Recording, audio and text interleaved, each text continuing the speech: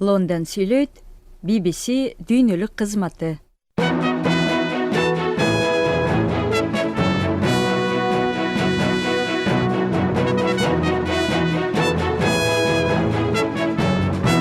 Саламатсыздарбы? Бул BBC дүрбүсүндө апталык талдоочу программасы. Аны бул жолу мен Эланора Сагындык кызы алып барып жатам. Өтүп бара жаткан жумада орун алган башкы окуяларды талдайбыз. Биз менен калыңыздар. Украина.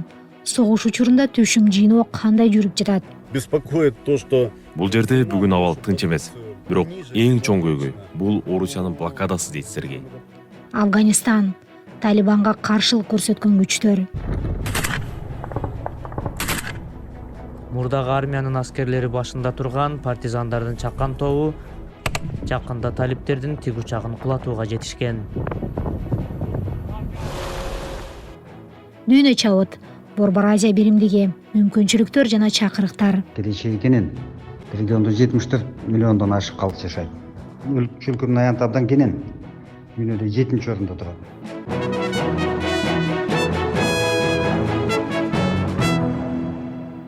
Өтүп бара жаткан аптада Украинадагы согуш дали күн тартибиндеги негизги темалардан болду.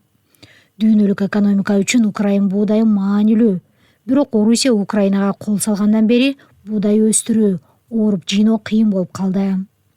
Кабарчыбыз Эндрю Хардинг катуу бомбаланган Славянск шаарынын жанындагы согуш майданында жайгашкан фермаларга барып келди. Украинанын согуш жүрүп жаткан Донбасс аймагында ооруп жыйуу башталды. Владимир Буханцев бул жерден жакын аймакта жүрүп жаткан согуш талаасын көрө алат. Түтүндөр көрүнөт.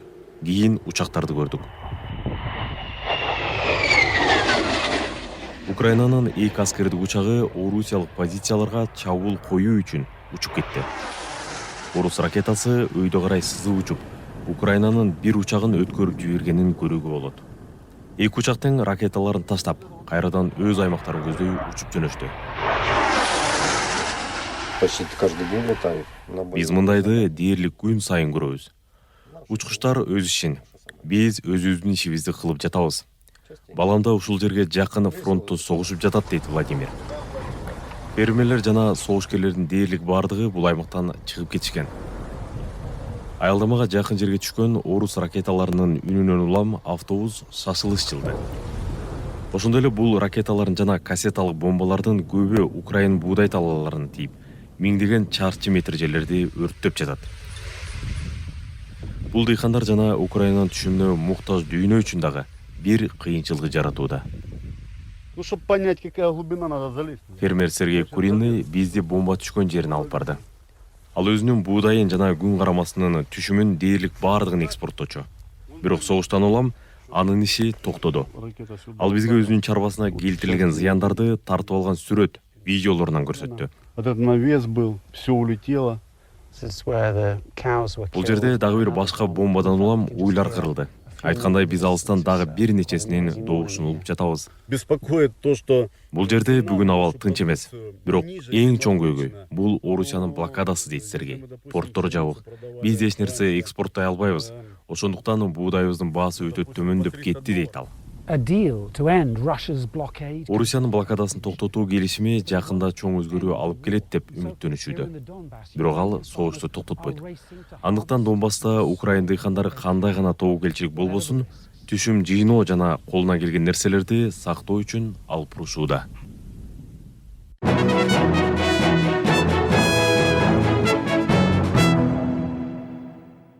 Эл аралык чамада уктурууну улантабыз. Ооганстанда дээрлик бир жыл мурда Талибан бийликке келгенден кийин мурунку өкмөткө иштеген каршылык күчтөр өлкөнүн азыркы бийлигине каршы чыгып келишет. Учурда бир уч гана аймакта кагылышуулар болуп жатат. BBC кабарчысы Секундер Кермани Ооганстанга барып абал менен таанышып келди. Патрулда жүргөн талиптер азыр мурда болуп көрбөгөндөй күчтүү. Алар мурдагы Ооган өкмөтүнөн да кубаттуу. Бирок өлкөнүн бул кооз бөлүгүндө алар каршылык кыймылына туш болуп жатышат. Мурдагы армиянын аскерлери башында турган партизандардын чаккан тобу Андарапта, ошондой эле коңшу Панчия провинциясында чабуул жасап, жакында Патрулда жүргөн талиптер азыр мурда болуп көрбөгөндөй күчтүү. Алар мурдагы ооган өкмөтүнөн да кубаттуу. Бирок өлкөнүн бул кооз бөлүгүндө алар каршылык кыймылына туш болуп жатышат. Мурдагы армиянын аскерлери башында турган партизандардын чаккан тобу Андарапта, ошондой эле коңшу Панчия провинциясында чабуул жасап, жакында талиптердин тиг учагын кулатууга жетишкен.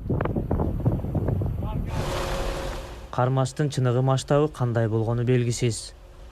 Каршылык көрсөткөндөр өздөрүнүн күчүн көбүртүп жабыртып айтса, Талибан деги эле алар бар экенин четке кагууда. Өзүңөр көрүп турасыңар, бир аз гана аскерлерибиз жүрөт. Бул жерде эч кандай маселе жок. Мага бул өрөөндө талиптердин унаасына кеминде бир кол салуу болгонун айтышты.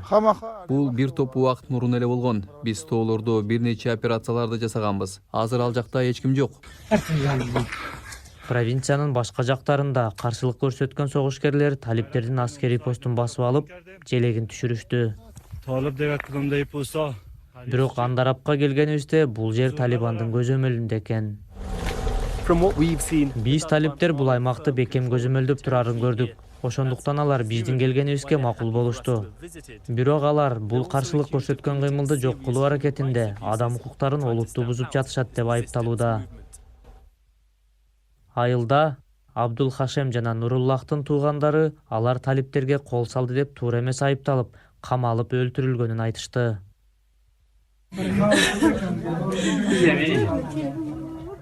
Булар былтыр өлтүрүлгөн дарыгердин жана анын 5 үй бүлө мүчөсүнүн жансыз денелери. Ал каршылык көрсөтүү кыймылынын мүчөлөрүн дарылаганы үчүн жазаланганын анын туугандары айтышты. Жыл башында дагы бир дарыгер өлтүрүлгөн. Мага Андарапта 2 дарыгер өлтүрүлгөнүн, 4 жаш жигит колго түшүрүлүп, алар да өлтүрүлгөнүн айтышты. Биз аларды тааныган адамдар, күбөлөр менен сүйлөштүк. Алар камакка алынып, кийин атылганын айтышты. Бир дарыгер өз үйүндө өлтүрүлгөн. Ал кандайдыр бир жеке чырдан улам болгон. Адамдар үйлөрүнөн чыгарылып, камалып, өрттөлүп же өлтүрүлгөнүн толугу менен четке кагам. Ооба, эгер кайсы бир аймакта атайын операция болуп, кимдир бирөө өкмөттүк күчтөргө күч менен каршылык көрсөтсө, алар өлтүрүлөт же камакка алынат. Бул дүйнөнүн бардык жеринде болуп турат. Талип согушкерлери бизди такай коштоп жүргөндүктөн жергиликтүү тургундардын чыныгы оюн билүү кыйын болду. Көптөрү менен жашыруун байланышка чыктык. Алар талиптерге катуу каршы экенин айтышты. Бирок айрымдары каршылык күчтөрүнө да сынчыл көз карашта. Биз алардын командирлеринин бири менен сүйлөшүүгө жетиштик. Талиптерди жеңүүгө дээрлик эч кандай мүмкүнчүлүк жок. Андай болсо, зордук зомбулукту уланта берүү канчалык зарыл? Биздин күрөшүбүз адилеттик, бир туугандык, теңдик жана чыныгы ислам үчүн. Динди жамандаган Талибандан кийин курулган ислам эмес. Биздин күрөш эжелерибиздин укугу үчүн. Мухаммед пайгамбарыбыз билим алуу эркектерге да, аялдарга да парыз деген. Талибандын акыркы 20 жылдагы каршылыгы эл аралык күчтөр менен ооган армиясы тарабынан жайкын тургундарды өлтүргөн агрессивдүү рейдтерге кыжырдануу менен шартталган. Андарапта жана анын айланасындагы аймактарда кээ бир тургундарды жалдаганына карабай, көбү талиптерге келгиндер катары карашат. Талибандын болсо мурдагы каршылаштары кылган каталарды кайталоо коркунучу бар. Ооганстандагы коркунуч Борбор Азия өлкөлөрүндөгү чучутуп турган чагы. Ысык көлдө өткөн Борбор Азия президенттеринин форумунан кийин аймактагы регионалдык кызматташтыктын мүмкүнчүлүктөрү жана чакырыктары тууралуу талкуулар жүрүп жатат. Коомдук ишмер Алмозекин жана журналист Азимжан Ибраимов BBC'нин дүйнө чабыт уктуруусунда теманы ар тараптуу талкуулашты. Мына кечээ жакында Чолпон Атада саммит өттү. 5 өлкөнүн Борбордук Азиянын.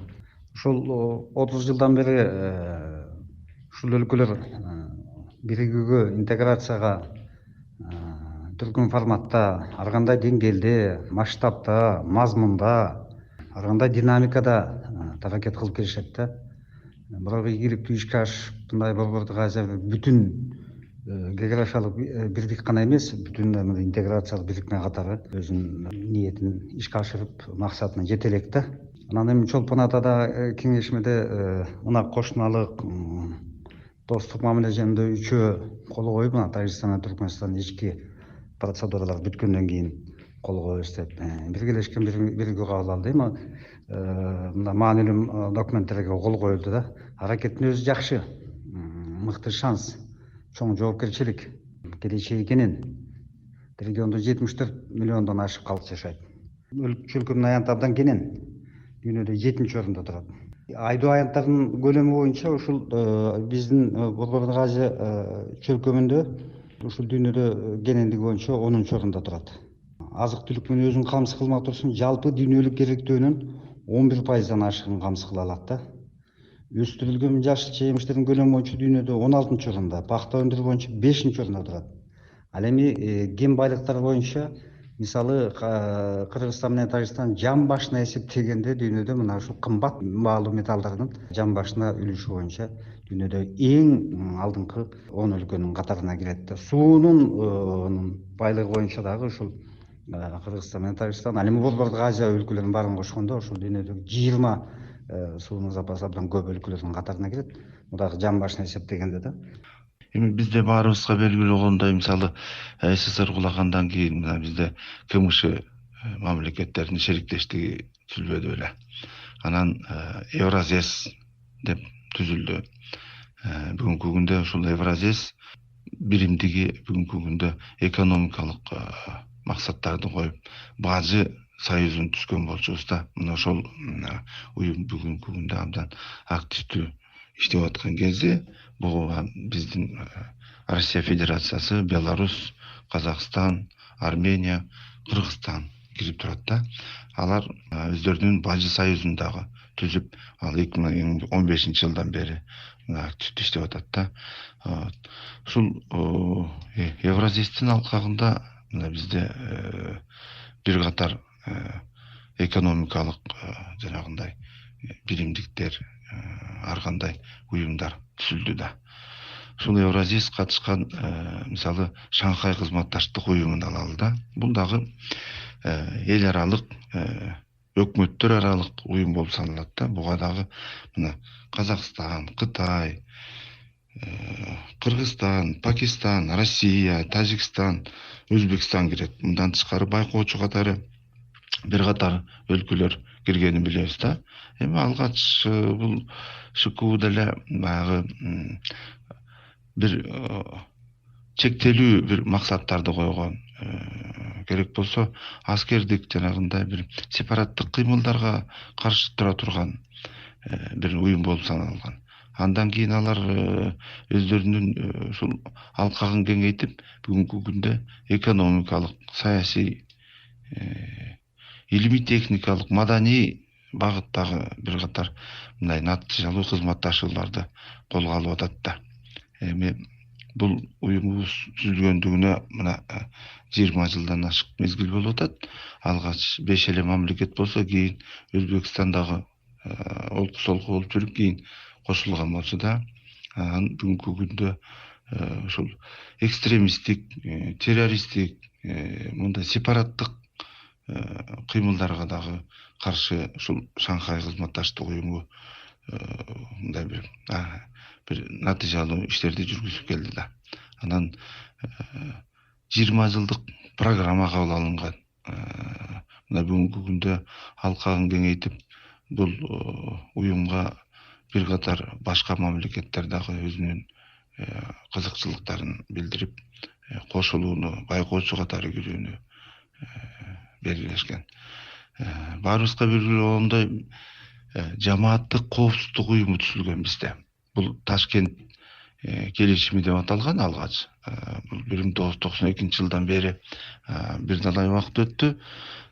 Бул уюмдагы 200 миллионго жакын калкты камтыган мамлекеттерди камтып атпайбы. Өзүнүн мындай айтканда тынчтык сактоочу күчү бар. Келишимдер ишке ашпай да калат. Мисалы КМШ мамлекет КМШ болуп түзүлгөндөн кийин мына бир топ аракеттер болгон. 2011-жылы эркин соода аймагы жөнүндө келишим түзүлгөндө, кызык келишим түзүлгөндө, мына Арменияга кирген болгон, Беларусь, Казакстан, Кыргызстан, Молдова, Россия, Тажикстан кирген. Украина.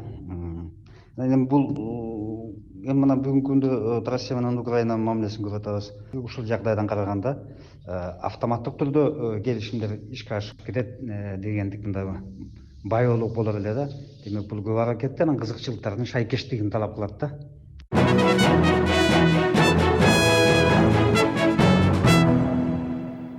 Дүйнө чагы уктуруусунда Борбор Азия кызматташтыгы тууралуу сөз болду. Аймактагы мамлекеттер эң ири деле энергетика жаатында кызматташканы жатат өңдө. Камбар Атай 1 ГЭСинин курулушу боюнча Казакстан менен Өзбекстандын президенттери менен сүйлөшүү жүргөнүн президент Садыр Жапаров Чолпон Ата кеңешмесинде учка айтты.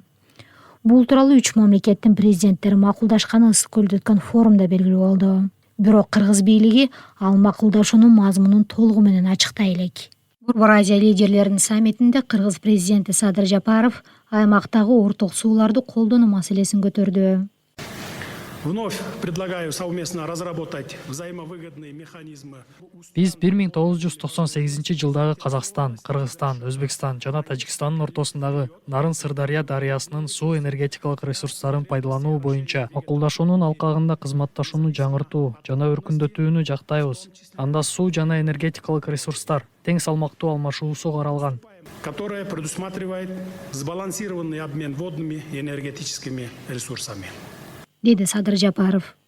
Кыргыз бийлиги Нарын дарыясындагы Камбар Атай 1 ГЭСинин курулушуна даярдык иштерин баштап жаткан чагы. Долбоор бир гана Кыргызстандын эмес, Борбор Азиядагы мамлекеттердин аймагында дагы суу ресурстарын бири-бирине ыңгайлуу шартта пайдаланууга шарт түзөт. Андыктан Садыр Жапаров Казакстан менен Өзбекстанды Кыргызстандагы гидроэнергетикалык долбоорлоруна чакырып, көбүрөөк инвестиция салууга үндөп жатат. Казак президенти Касым-Жомарт Токаев буга дароо форумда эле жооп кылды. Активно обсуждается проект строительства Камбаратинской ГЭС-1 в Кыргызстане. Вчера мы... Кечээ биз 3 президент бул маселени дыккат талкуулап, алдын ала конкреттүү өтө пайдалуу макулдашууга келдик. ГЭС Борбор Азия өлкөлөрүндөгү энергетикалык коопсуздукту камсыздоого, айыл чарба өндүрүшүн кеңейтүүгө жардам берет. Эксперт Мырзатай Султаналиев Казакстан менен Өзбекстан ГЭС курулушуна жөн гана инвестиция салып ким болбостон, аны кези келгенде башкарууга да кызыктар болуп жатканын айтат. Не только акча салабыз эмес, анткени мындай чоң проектлер, ушундай проектлер коңшулашып турган өлкөлөрдүн макулдугу менен жүргүзүлүш керек өзү үчүн. Ошон үчүн буга чейин Өзбекстан бул проектке кирбей каршы болуп келген Камбар Ата 1-ге. Мисалы Каримовдун убагында бул каршы болушчу. Кийин азыр болсо бардыгы макулдугун берип атпайбы, макулдугун берип атат. Дагы бир жагынан алар жалаң эле макулдугун бербей, проектиге өзүбүздүн салымыбызды кошобуз деп атат. Анткени ал салымы кошо турган болсо, кийин иштеп калгандан кийин ошол гидроузел булар ошону башкарганга дагы мүмкүнчүлүк алышат да. Кыргыз бийлиги Камбар Атай 1 ГЭСин куруп ишке киргизүү алдыңкы 10 жылда ишке ашат деген амбициялуу план коюп жатат. Буга күмөн болбош керек. Анан толук проект бүткөнүнө 8-10 жыл. Ошондо демек 2024-жылы Кудай буйруза основной строительство башталса, 28-жылы биринчи агрегатты тапшырсак, 30-32-жылы биз толугу менен Камбар Ата 1 ГЭСти проектини толугу менен бүтүргөнгө мүмкүнчүлүгүбүз бар. Камбар Ата 1 бүтсө, бул айтып атпаймынбы, бул Кумтордон да көбүрөөк доход тап келет. Дейт энергетика министри Доскулбек Мурзаев. Долбоордун биринчи этабында эле 486 миллион АКШ доллары керек болот. Курулушка керектүү каражат республикалык бюджеттен да каралат. Бирок ага ири инвестициялар дагы тартылганы жатат. Бирок Кыргыз өкмөтү ири инвестицияны кайсы өлкөлөр салганы жатат ачыктай элек. Сиздер тыңдап жаткан BBC, аны бул жолу мен Эланора Сагындык кызы алып барып жатам. Алдыда жергиликтүү темада баяндап беребиз, биз менен калыңыздар.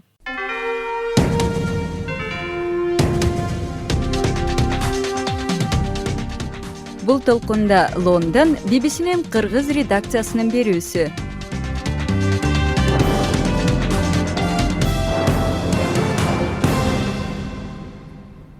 Курулуш мамлекеттик агенттиги мындан ары курулуш компанияларына үлүшчүлөрдүн акчасына турак жай курууга тыюу салганы жатат. Эми үй тургузууну каалаган компаниялар алды менен депозиттик эсеп ачып, ал жерде курулуштун баардык этаптарына жетчү акчасы бар экенин көрсөтүшү керек. Жаркын ай 2019 декабрда Алтын Ырыска аттуу курулуш фирма менен келишимге келип үй алмакчы болгон.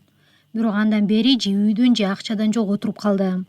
Учурда жок дегенде акчасын кайрып алайын деп сызга отургузуп кеткен курулуш компаниясы менен соттошуп келет.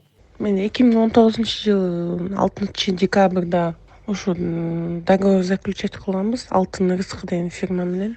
Первоначальный взнос кылып сразу $11,000 берген болчумун. Биз барып караганда үйдүн курулушу жүрүп аткан болчу, уже 5-этаждын стеналарын көтөрүп атышканда. Декабрда алдык, 31 март 2020 бүтөт деген боюнча бүтө элек да, анан пандемия деп баштады, анан ошо ойдон эле бүтө элек да шыктырчу. Жаркын айдай болуп $1 миллион акчага күйгөн 57 үлүшчү быйыл мартта аталган курулуш компаниясынын үстүнөн сотко кайрылган. Учурда тергөө амалдары жүрүп жатат. Кыргызстанда курулуш иштерин жүргүзүүгө 685 компания уруксаат алганы менен иш жүзүндө алардын 30 чактысы гана реалдуу оюнчулар эсептелет. Кыргызстанда курулуш материалдарынан кыш, цемент жана бетон гана өндүрүлөт. Калганы сырттан ташылат. Борбор калаада жер дагы абдан кымбат болгондуктан курулушчулар кардарларынан алдын ала акча чогултуп, үлүштүк негизде үй куруу тажрыйбасы кенен жайылган. Бирок соңку жылдары айбирсиз курулушчулар айынан ортодо акчасын алдаткан үлүшчүлөр көбөйүп, курулуш агенттиги турак жай куруу тармагында көзөмөлүн күчөтүүнү караган жобо иштеп чыкты. Мамлекеттик курулуштардын көп паттерлүү үйлөрдү үлүштүк куруу жөнүндө жобосу иштелип чыкты. Бул чөйрөдө мамлекет курулуш көзөмөл функцияларын күчөтүп, куруучулар эми банкта атайын эсеп ачышат жана бул эсептеги каражаттар курулуштун ар бир этабында тапшырылгандыгы жөнүндө мамлекет курулуштар ырасталган кийин куруучунун эсебине которулат, деди профилдик агенттиктин жетекчиси Нуртазин Жетибаев. Бирок бул жаңы эрежеге курулуш компания жетекчилеринин ичи чыкпай турат. Имарат строй курулуш компаниясынын директору Данияр Иманалиев курулуш агенттигинин жаңы саясатына курулушчулар жооп иретинде атайын билдирүү жасап жатканын айтты. BBC дүйнөлүк кызматы менен интернет аркылуу байланышыңыздар. Биздин электрондук дарегибиз www.bbc-kyrgyz.com. Жаңылыктарды BBC'нин интернет баракчасынан окуп, өз оюңузду бизге интернет аркылуу билдириңиз. BBC менен болуңуздар.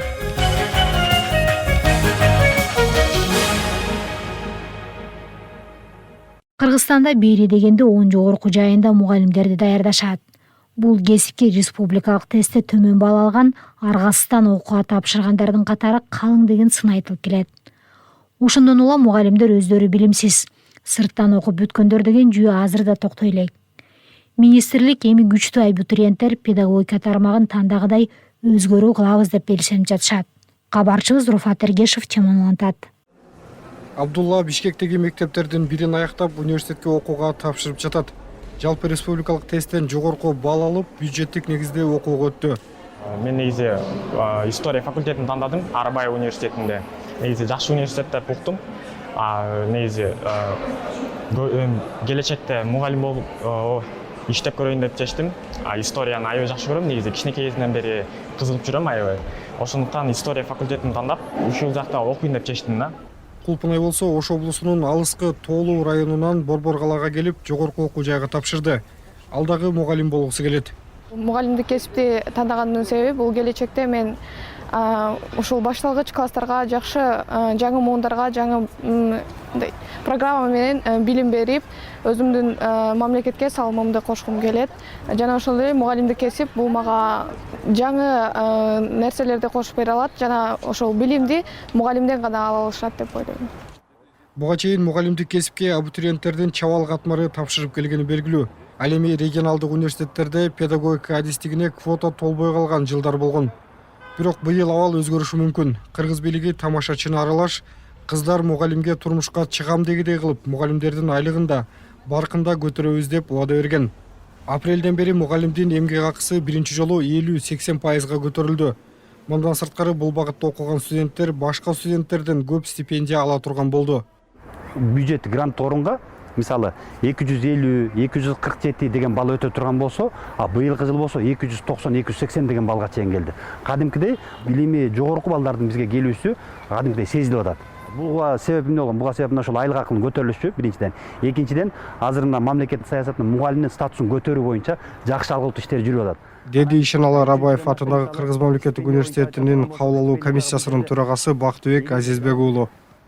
Анткени менен педагогдорду даярдоонун сапатын жогорулатууда мугалимдин эмгек акысын, студенттин стипендиясын көтөрүү менен бирге башка жагдайларда эске алынышы керек. Эң эле чоң маселенин бири ошо жогорку окуу жайларда педагогика адистигинде жакшы профессорлор, жаңы муундагы методикаларды билген, жаңы технологияларды билген, STEM философиялык көз караш менен өтө профессионалдуу даярдоо маселеси турат.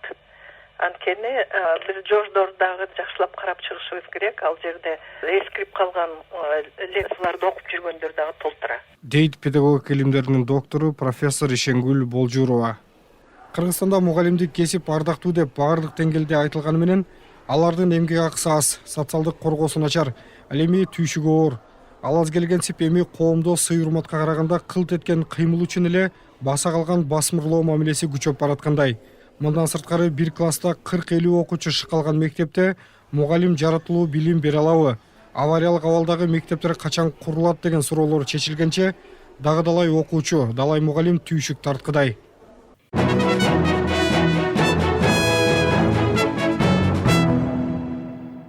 Бишкек суу каналы ишканасы шаардыктарды таза сууну ысырап колдонбоого чакырып жатат. Буга чейин шаарга караштуу бир нече жаңы конуштарда таза сууга таң кысык жаралып, тургундар жумалап суусу жок калып жатканын арызданып чыгышкан. Суу негизи ошо ар кандай болот да, өткөндө бир 3 күн суу жок болду биздечи. Күнү дагы түнү дагы. Ага чейин жарым ай бою күндүз агат, кечинде өчүп калып атты. Кечкисинчи. Анан тиешелүү жактарга, өзүбүздүн квартирага, МТОга баягы бизде жергиликтүү тургундар кайрылышты. Кайрылып эметкенде ошо бир күн мындай машина менен суу таратып эме кылышты.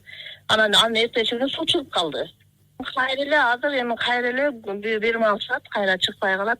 Ушундай болуп атат да суу. Дейт Ак Ордо жаңы конушунун тургуну Аида Надырбекова. Бишкек суу каналы ишканасы шаар боюнча жалпы 261.970 абонентти тейлейт.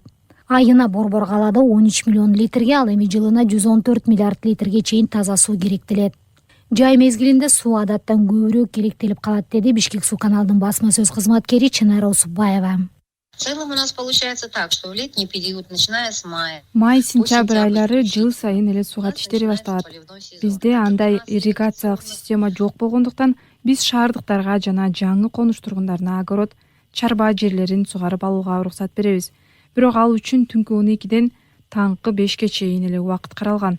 Бирок тилекке каршы андай болбой жатат. Рейд маалында тургундар каалаган убакта каалаганча сууну ысырап кылып жатканын көрүп келдик.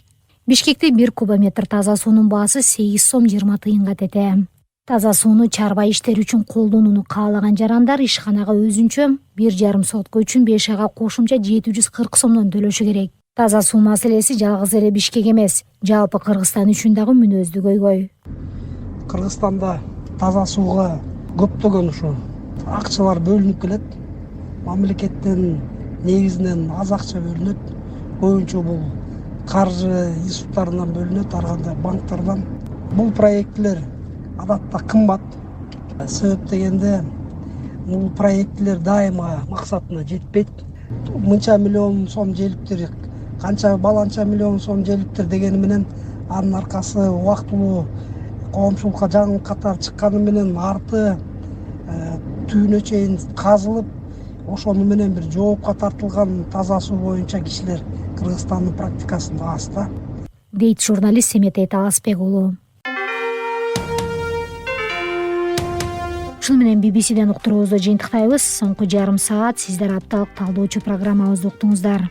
Аны бул жолу мен Эленора Сагындык кызы алып бардым. Алдыдагы дем алыштар ойдогудай улансын. Дем алышта кызыктуу жаңылык окуп же саясий анализдер менен таанышууну кааласаңыз, BBC.com кыйгачсыздык кыргыз сайтына баш багып туруңуздар.